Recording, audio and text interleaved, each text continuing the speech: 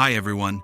Today we're going to journey into the heart of the medieval world, where survival was not just a matter of how tough you were, but how much your stomach could endure. You might think life in medieval times was all feasts and fine dining, but trust me, you'd probably starve before you made it through your first 24 hours.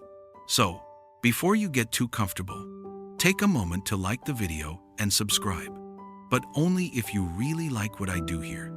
And hey, drop your location and local time in the comments. I'd love to know where everyone's watching from tonight. Now, turn off the lights, maybe turn on the fan for some soothing noise, and let's get started tonight. So, imagine it's the 14th century. No Uber Eats, no fast food chains, not even a decent grocery store in sight. Instead, most medieval folks lived on a diet of pottage, a watery stew made from whatever veggies could be scraped together. Think of it as the medieval version of mystery soup. Only this time, the mystery wasn't about hidden ingredients. It was more like wondering whether you'd find dirt or weevils floating around in your bowl. If that's not appetizing, I don't know what is. And the thing is, this soup often simmered in the same pot for days, like your mom's casserole, but with less love and way more questionable surprises. But hey, at least they had bread, right? Well, not the fluffy, soft stuff we're used to. No, medieval bread was dense, dark, and sometimes filled with what could only be described as extras, things like stones and bits of wood ground up during the milling process. The bread was often infested with ergot, a toxic fungus that grew on rye. Ergot poisoning could lead to hallucinations, burning sensations, and, if you were really unlucky, death. In fact, some historians believe that the ergot fungus could explain some of the strange behavior and paranoia during the witch hunts, since whole villages would suddenly start hallucinating and accusing neighbors of witchcraft. And if you were lucky enough to get some meat, well, that was a luxury. Most people didn't eat it regularly. But when they did, it was often spoiled because, refrigeration didn't exist. To mask the rotten flavor, they used heavy spices. But if you couldn't afford those, you just had to hold your nose and push through it. And forget about drinking water, unless you had a death wish. Medieval water sources were often contaminated with human waste. Instead, everyone, yes, even kids, drank beer or ale at every meal. But don't get too excited. It wasn't the kind of ale you're thinking of today. It was a weak brew that was safer to drink because the brewing process helped kill off the germs. So kids as young as 5 were getting their daily dose of beer just to avoid waterborne illnesses. So, when you think about the food of medieval times, remember, it was far from the hearty meals we enjoy now. It was a survival diet, bitter, bland, and dangerous.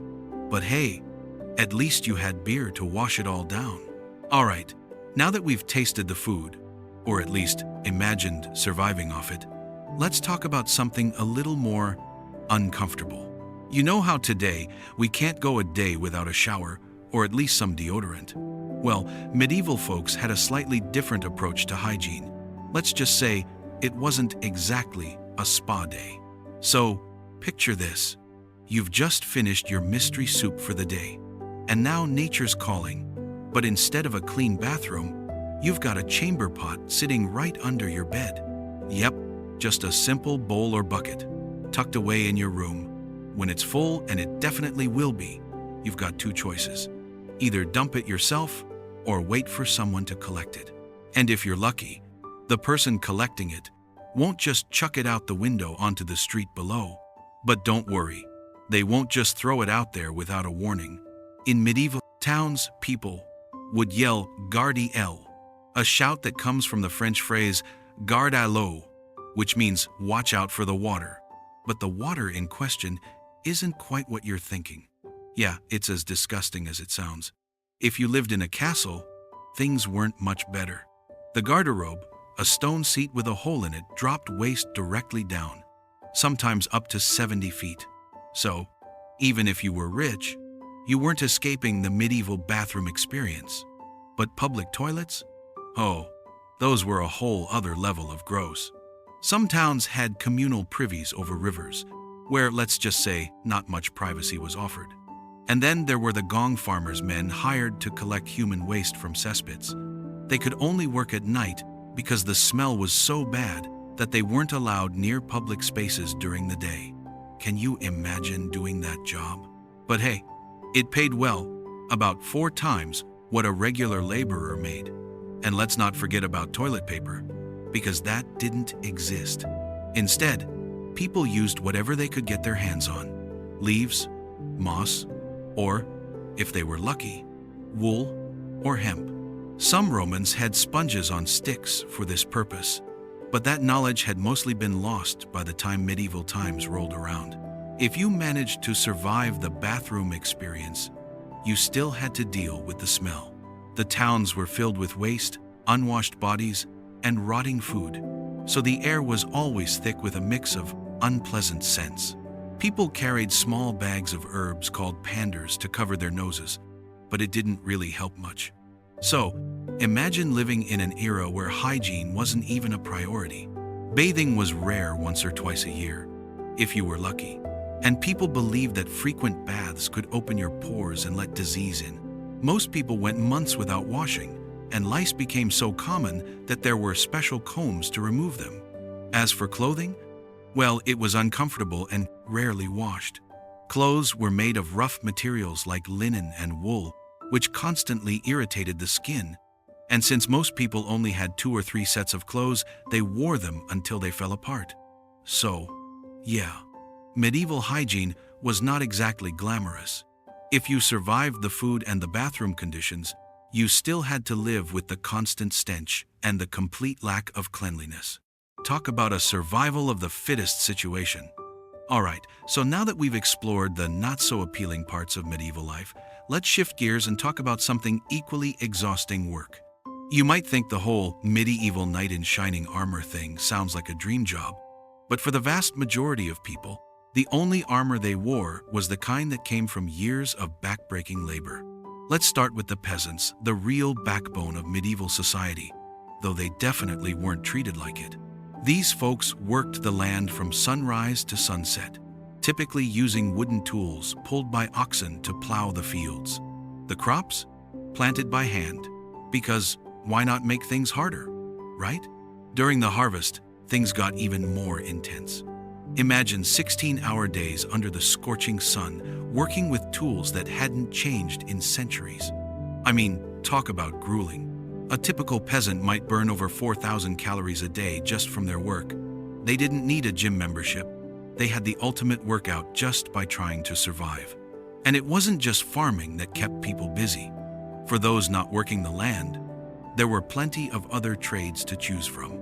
But don't get excited. Being a blacksmith, for example, meant spending your days in a smoke-filled forge, breathing in toxic fumes and risking burns or eye injuries while trying to make a living.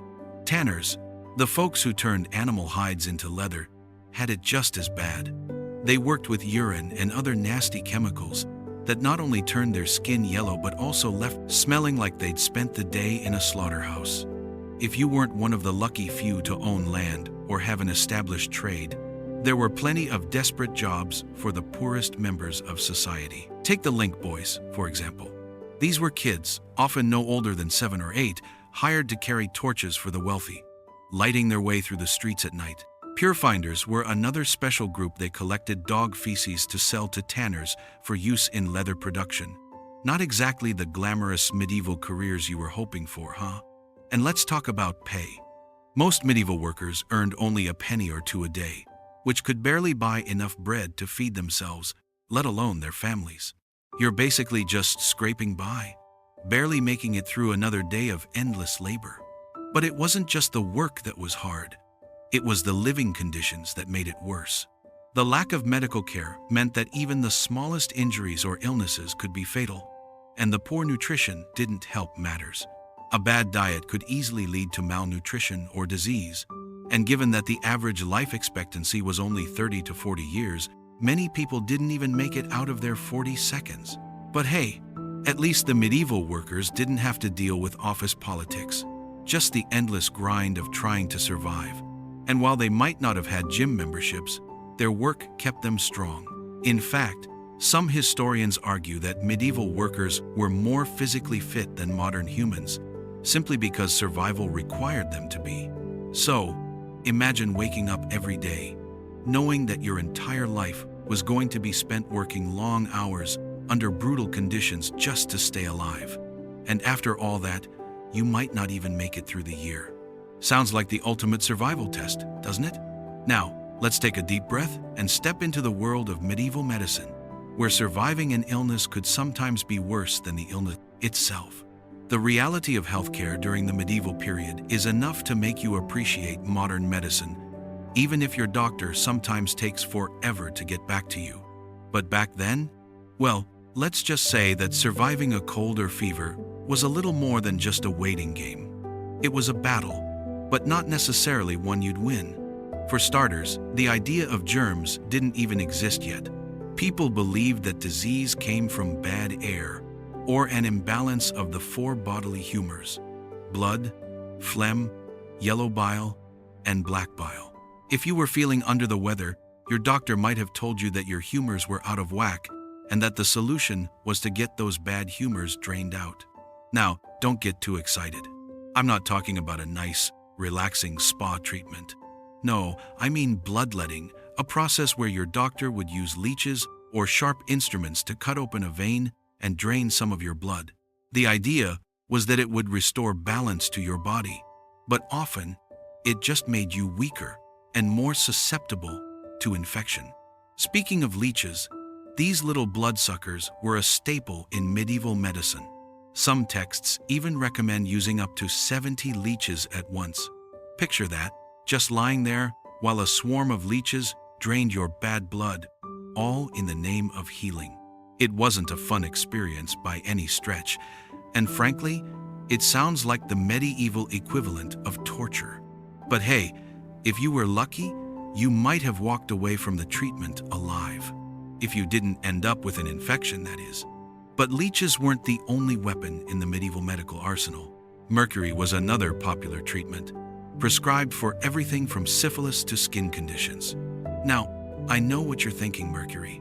That toxic stuff we know now to avoid at all costs? Well, back then, doctors didn't know it was poisonous. They thought it would cure all sorts of things, but what it really did was make people more sick. Mercury poisoning could cause kidney failure, nerve damage, and in the worst cases, death.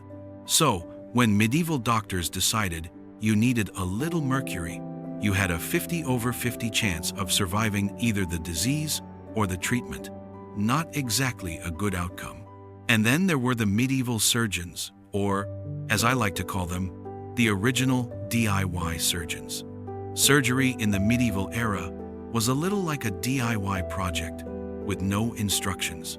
If you needed something fixed, whether it was a broken bone, an abscess, or even a hernia, your local barber surgeon was your go-to guy. But don't get too excited. These guys weren't exactly trained professionals.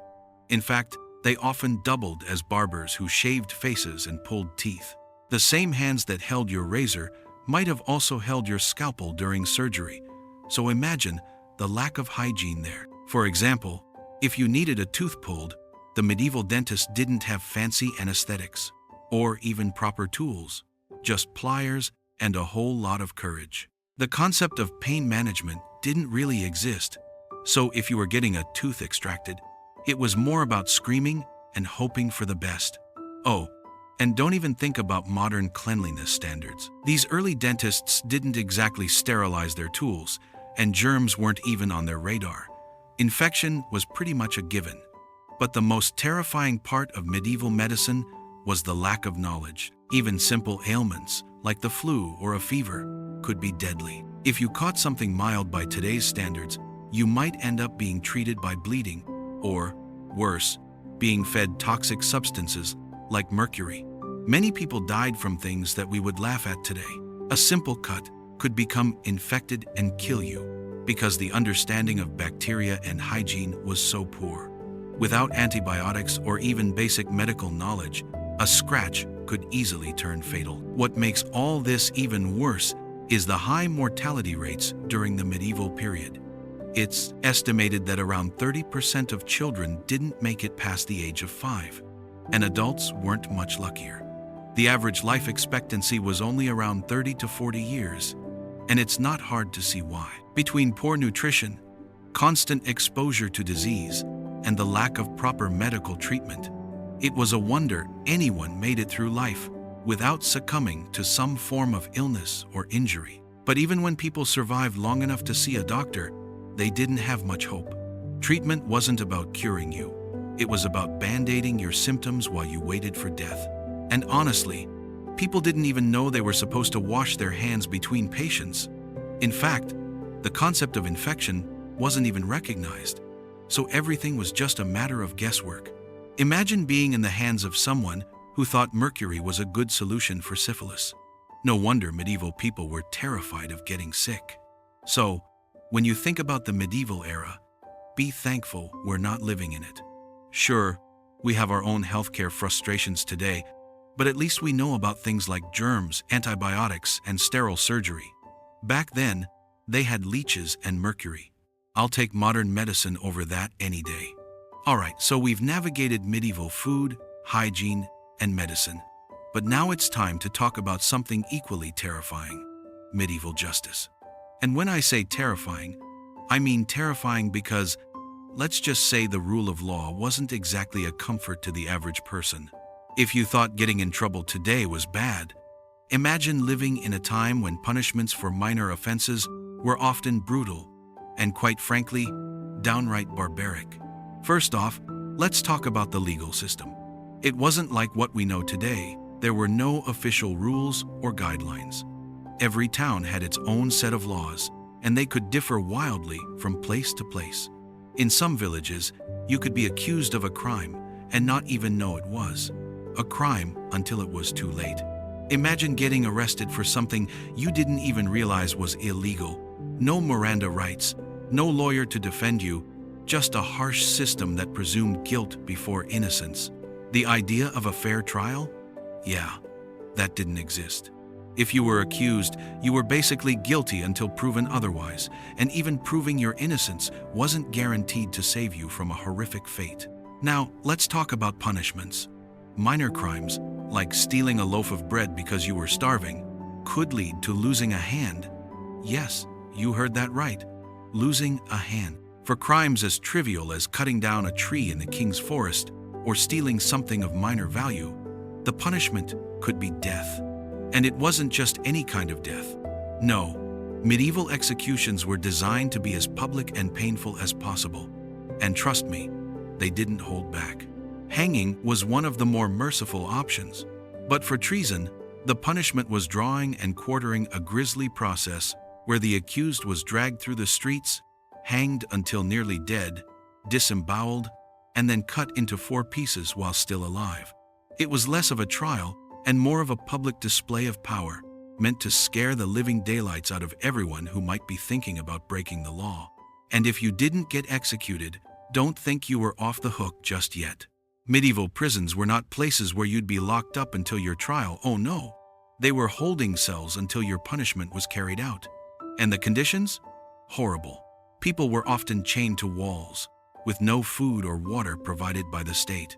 If you were lucky, your family could bring you food. If not, you'd simply starve to death in your cell. But hey, no worries, right? Because even if you survived that, there was always the possibility of torture. That's right. Torture wasn't just for the guilty. It was often used to extract confessions, whether or not the person was actually guilty. Devices like the rack, which would stretch your limbs until they dislocated, and the Iron Maiden, a horrifying coffin-like device with spikes inside, were standard issue. You didn't need to actually be guilty of anything if they thought you were. The torturer would make sure you confessed to whatever crime they wanted to pin on you. But it didn't stop there. There was also something called trial by ordeal, which sounds like something out of a bad movie. Basically, if you were accused of a crime and there was no real evidence to go on, they'd make you go through a physical test to prove your innocence. One of the most infamous trials involved carrying a red-hot iron bar for a certain distance. If you didn't get burned too badly and the wound healed properly, you were considered innocent. But if the burn got infected, well, that was seen as proof that you were guilty. It's the medieval version of "we'll just let fate decide." Only the consequences were deadly. And then there was trial by water. The accused was bound and thrown into a river. If they sank, they were innocent. If they floated, they were guilty. If you ever wondered why people feared the river, now you know. It wasn't the water that could kill you, but the test itself. The sad reality was that in medieval justice, wealth made a big difference. If you were wealthy, you could often escape punishment through bribery, or you might even demand a trial by combat, where a champion would fight on your behalf. Nobles had the power to buy their way out of almost anything. The poor, well, they had to face the full force of the law, which often meant a painful and public end. And if none of this convinced you that medieval justice was cruel, just consider the fact that many crimes carried the death penalty, sometimes for reasons that seem downright absurd by modern standards. In medieval England, you could be executed for things as simple as stealing a tree branch or cutting down a tree in the king's forest, or even stealing property worth more than a certain amount. All of these were punishable by death, and there was no mercy in sight. Looking at it all from a modern perspective, the sheer brutality of medieval justice is almost unfathomable. There was no presumption of innocence, no human rights, no sense of fairness, just a ruthless system designed to punish and control the population. So, next time you get frustrated with a minor inconvenience, just take a moment to be thankful you don't live in a time where being caught stealing food could mean you lose a limb, or worse. Now, let's shift gears and step onto the chaotic battleground of medieval warfare, where survival meant more than just avoiding being killed by an enemy soldier. It meant trying to make it through a world where wars were almost constant. And when the fighting didn't get you, the disease and starvation probably would. Let's start with the frequency of war during the medieval period. Picture this. You live in the 14th century, and your entire life could be interrupted by battle. Wars weren't just distant events on the horizon. They were something you were likely to experience in your lifetime, often multiple times. The 100 Years' War between England and France is a prime example. It lasted, not surprisingly, 116 years. Think about that. Most people would experience wars in their lifetime, and that was pretty much the norm. If you were a commoner, you'd likely have no say in the matter.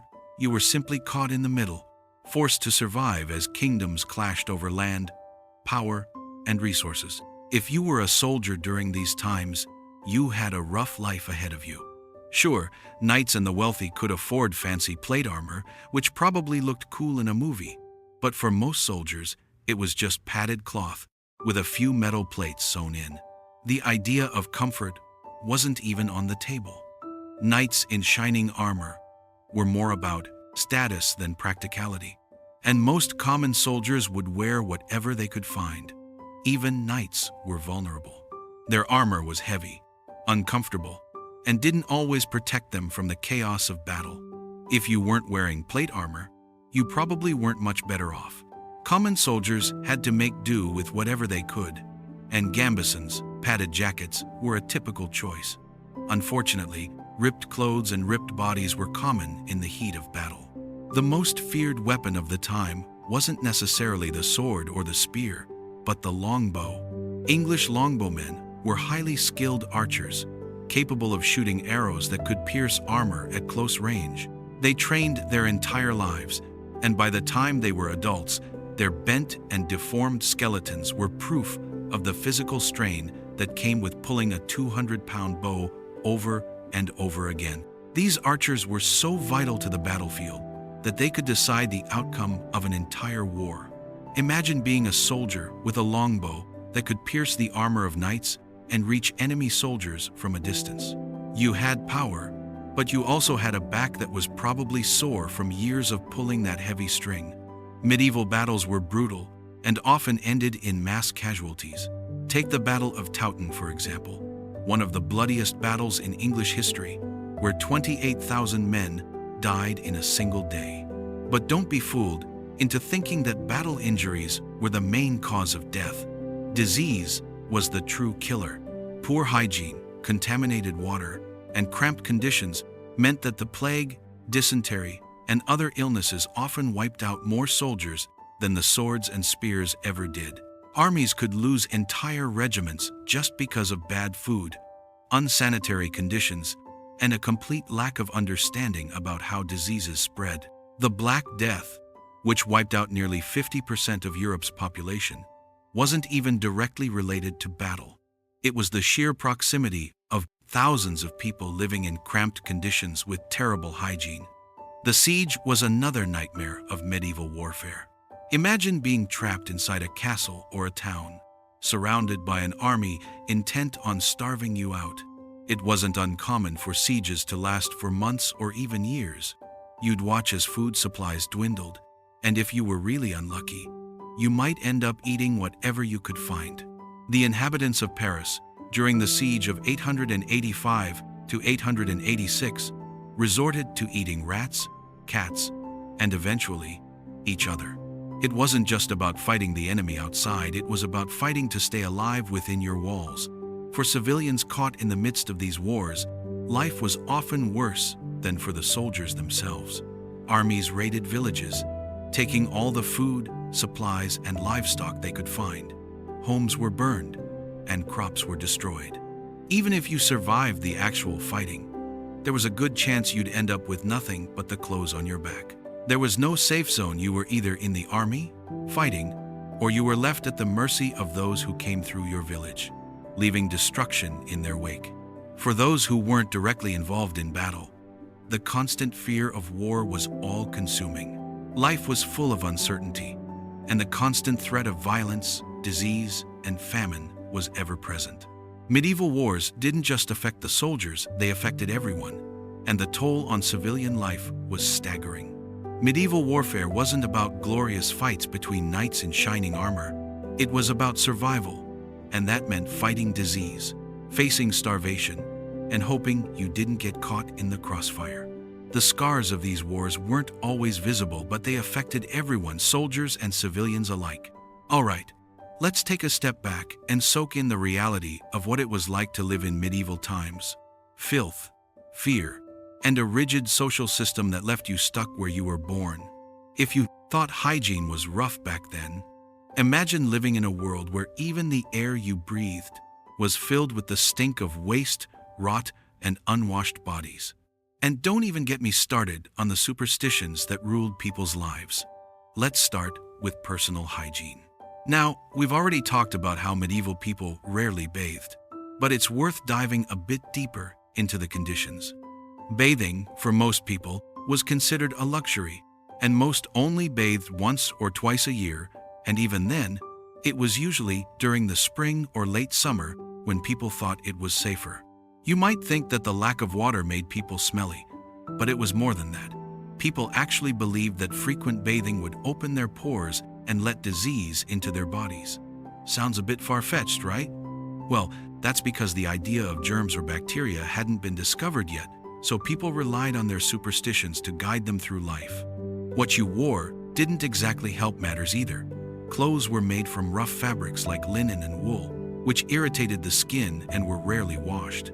Most people owned only 2 or 3 sets of clothing, so you wore them until they were torn and barely usable. If you were lucky enough to be wealthy, you might have a cleaner outfit, but even the rich weren't immune to the lice and fleas that thrived on them. Speaking of lice, let's not forget that people used special combs just to remove them, and the fact that lice were a common part of life was something everyone had to deal with. Bathing wasn't a way to clean yourself. It was just a way to try to survive the stench of life. And don't even think about deodorant. The idea didn't exist. But it wasn't just the lack of hygiene that made life miserable, it was the smell. Towns were filled with the stench of rotting food, animal entrails, animal blood, and human waste. The streets were covered in trash, and waste was often thrown right out of the window. There was no waste management system, so people dealt with it however they could. In fact, the smell was so bad that people carried small bags of herbs, called panders, to hold under their noses to block out the stench. It was like carrying around a tiny air freshener, only it didn't really help that much.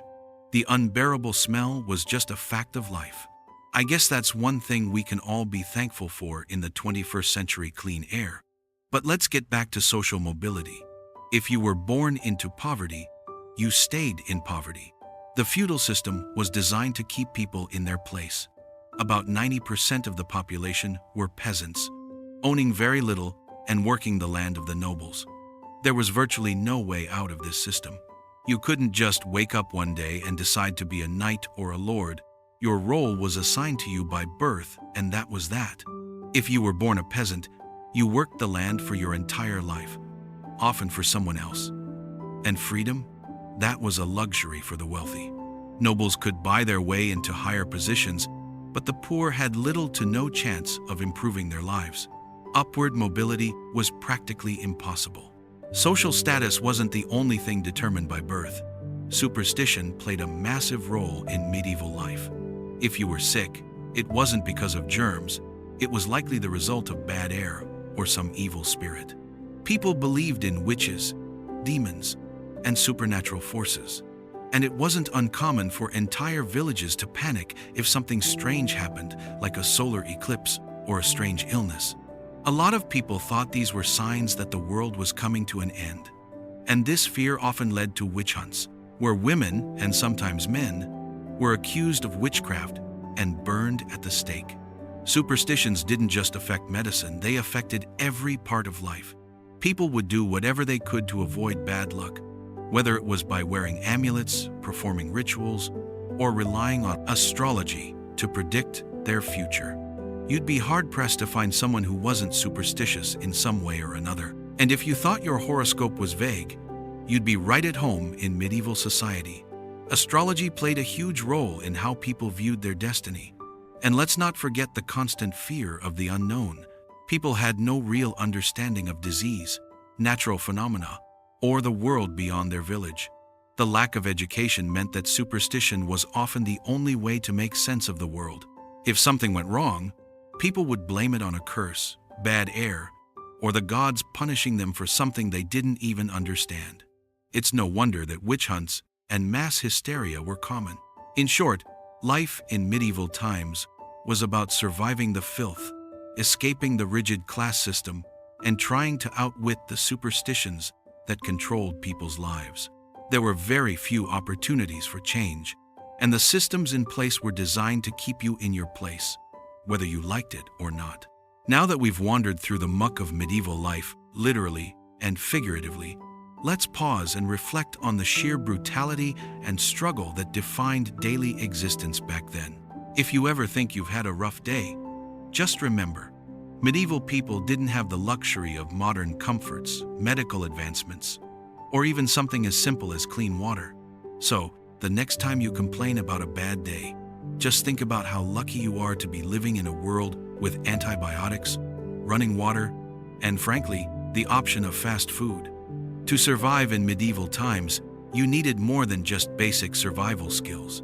You needed toughness that most of us today would have a hard time imagining. Whether it was battling diseases, surviving wars, or enduring punishments that would make a modern criminal justice system blush, the medieval world was one that demanded resilience, endurance, and a certain level of fearlessness. If you managed to make it to adulthood, let alone old age, you'd earned your place in history, whether or not anyone remembered your name. In a way, though, life in medieval times was simpler in some respects. There were fewer distractions, and for the majority of people, life was focused on the bare essentials: food, work, and survival. While the rich could escape the harsh realities through wealth and status, the poor were stuck in a cycle of endless labor and suffering, rarely seeing the chance to break free. This rigid social hierarchy created a world where upward mobility was not just rare, it was almost impossible. But for many, this system was their reality. And for the vast majority of the population, just making it through each day was an accomplishment. Speaking of survival, let's not forget the medieval food situation. Pottage might have been the main meal, but it was hardly a delightful dish. It was a mystery stew, with bits of dirt, weevils, and sometimes poisonous fungus thrown in for flavor. I'm guessing flavor wasn't the word they used. Meanwhile, medieval bread wasn't much better, often packed with stones and rogue bits of grain, and meat, when it was available, was typically spoiled or rotten. Sure, it was a diet designed for survival, but you wouldn't exactly call it gourmet. Imagine subsisting on that kind of fare, day in and day out. Thank goodness for the invention of modern restaurants.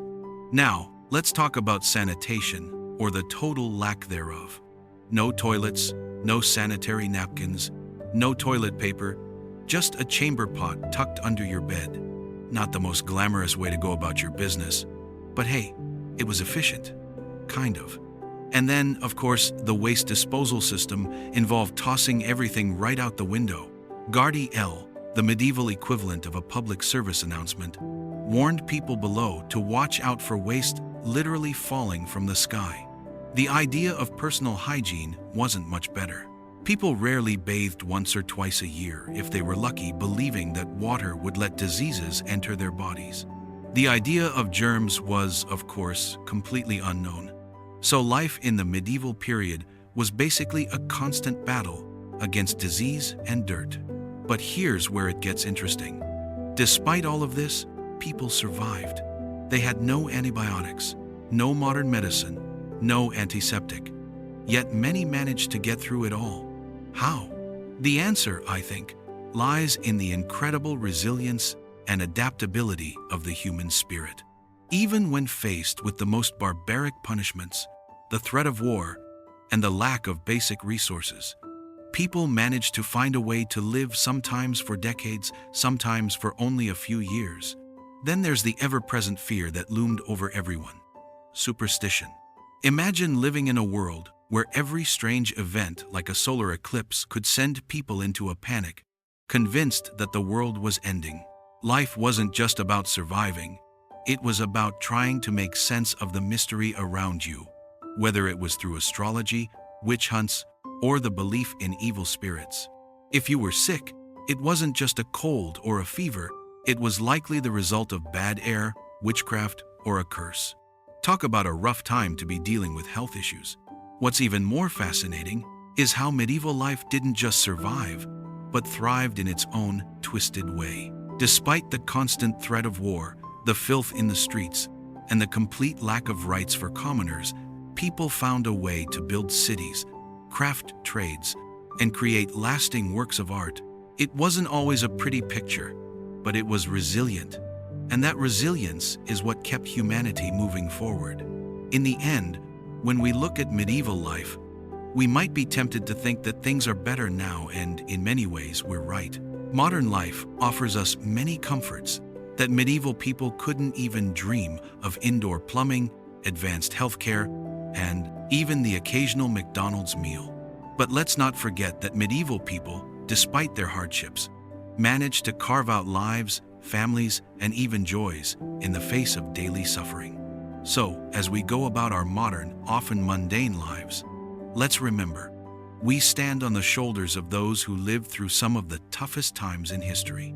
Their endurance and resilience paved the way for the world we know today. So, as you reflect on your own comforts, maybe take a moment to appreciate how much we've gained since those dark, medieval days.